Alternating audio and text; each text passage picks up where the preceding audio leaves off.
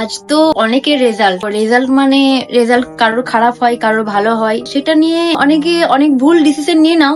জীবনের পরীক্ষার কিন্তু কোনো শেষ নেই আর কোনো বয়স নেই। সব সময় আমাদেরকে পরীক্ষা দিতে হয়, হয় পাস হতে হয় না হয়তো ফেল হতে হয়। সেটা তুমি জীবনের পরীক্ষা বলো আর পড়াশোনার দিকে বলো। তো রেজাল্ট খারাপ হয়েছে বলে যে মন খারাপ করে বসে থাকবো, ডিপ্রেশনে চলে যাবো, এইরকম জিনিসটা করো না। আজ অনেকের রেজাল্ট আউট হবে বা হয়ে গেছে এখন। আমি জাস্ট এই ভিডিওটা করার একটাই কারণ, তোমরা ভেঙে না পড়ো। যাদের রেজাল্ট খারাপ হয়েছে, এই বছর খারাপ হয়েছে, পরের বছর ভালো হবে, সেটা নিয়ে এতটা মন খারাপ করো না। ডিপ্রেশনে গিয়ে কিছু ভুলভাল চিন্তা মাথায় নিয়ে আসো না, ঠিক আছে? আমি চাই তোমাদের কোনো না যেন ক্ষতি হয়, তোমরা সবসময় ভালো থেকো। তোমরা ভালো থাকলেই আমি ভালো থাকবো।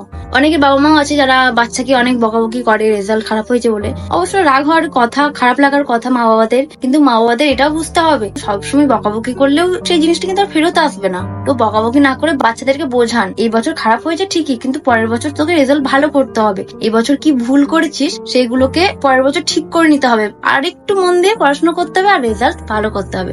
আর তোমাদের বলছি, রেজাল্ট খারাপ হয়েছে বলে একদম মন খারাপ করবে না। পরের বছর আর একটু ভালো করে পড়াশোনা করবে, রেজাল্ট খুব ভালো হবে। আমাদের জীবন মানে আমাদেরকে হয় পাস হতে হবে না ফেল হতে হবে।